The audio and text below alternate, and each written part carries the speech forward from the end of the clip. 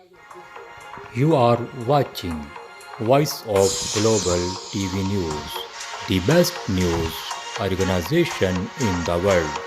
Voice of Global TV News. Voice of Global TV News.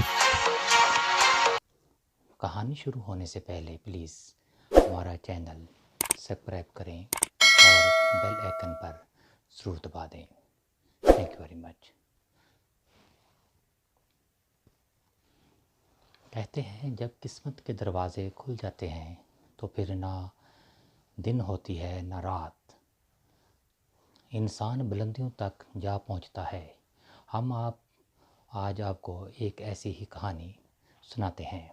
پرانے زمانے کی بات ہے کہ بغداد میں ایک سوداگر رہا کرتا تھا جو بہت ہی دولت مند تھا، لیکن اپنی دولت لٹا کر اتنا غریب ہو گیا تھا کہ محنت مزدوری کر کے اپنا پیٹ پالنے پر مجبور ہو گیا تھا.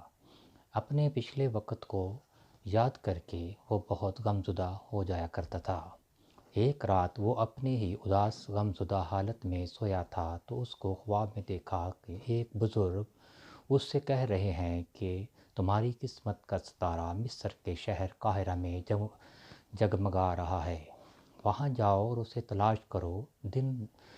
صبح جب بیدار ہوا تو اس نے خواب والے بزرگ کی بات کو یاد آئی. اس نے فوراً قاہرہ جانے کے لیے تیاری کر لی اور کئی ہفتوں کی تکلیف برداشت کر کے مشقت اٹھا کے وہ اس شہر پہنچ گیا. رات ہو چکی تھی. اس کے پاس کوئی سرائے میں قیام کے لیے کوئی پیسہ بھی نہ بچا تھا، نہ اس کے پاس کوئی رہنے کے لیے جگہ تھی. اس نے ایک مسجد میں گیا اور وہاں پہ جا کے وہ سو گیا. اتفاق سے چوروں کا ایک گروہ مسجد کے صحن میں آیا اور چوری کے ارادے سے مسجد کے برابر والے مکان میں داخل ہوا اور لوگوں نے اس کی آہٹ کو سن کے گھر والوں نے شور کرنا شروع کر دیا اور پکارنا شروع کر دیا. چوروں نے جب چیخ و پکار سنی تو گھبرا کر وہ بھاگ اٹھے. تھوڑی دیر میں علاقے کا داروغہ اپنے سپاہیوں کے ہمراہ وہاں پہنچا.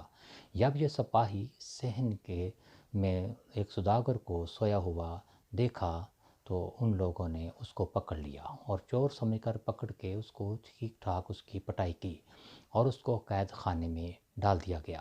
3-4 روز بعد داروغہ نے سپاہیوں کو حکم دیا کہ اس اجنبی کو پیش کریں.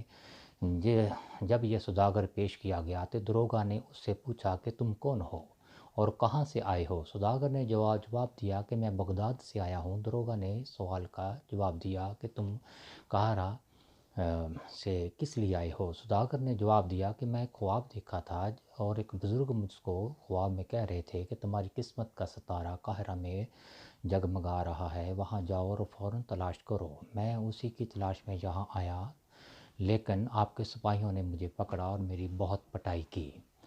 تو داروغہ نے جب یہ داستان سنی تو بہت ہی ہنسا اور کہنے لگا کہ بے وقوف انسان، میں نے بھی کئی مرتبہ خواب میں دیکھا ہے، کہتے ہوئے سنا ہے کہ بغداد جاؤ، پتھریلی گلی میں فلاں فلاں بن مکان میں ایک صحن ہے جس کے آخر میں ایک باغ ہے، باغ میں ایک فوارہ ہے، فوارے کے حوض کے نیچے بہت سا خزانہ دفن ہے. اس خزانے کو نکالو اور تم امیر ہو جاؤ گے. لیکن میں وہاں نہیں گیا اور نہ کھود کر نکال سکا. میں تو بغداد نہیں گیا اور تم بے وقوف ہو، اتنی دور سے یہاں قاہرہ چلے آئے اور صرف ایک خواب دیکھ کر. داروغہ نے اس سوداگر کو بڑا مذاق اڑایا. سوداگر کو کچھ پیسے دیے اور کہا کہ یہ رقم لو، اپنے گھر واپس چلے جاؤ.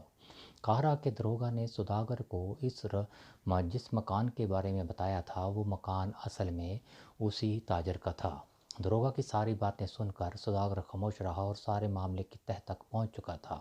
وہ فوراً بغداد واپس آیا، گھر پہنچا اور گھر میں باغ کے فوارے کے نیچے کھودنا شروع کر دیا. ابھی تھوڑی دیر میں زمین کھودی تھی کہ نیچے سے بہت بڑا خزانہ اس کو مل گیا. جس طرح خواب حیرت انگیز طور پر سچ ثابت ہو گیا اور وہ بہت امیر ہو گیا اور اس نے اب معافی اللہ سے مانگی اور غریبوں اور محتاجوں کے لیے اس نے کام شروع کر دیا.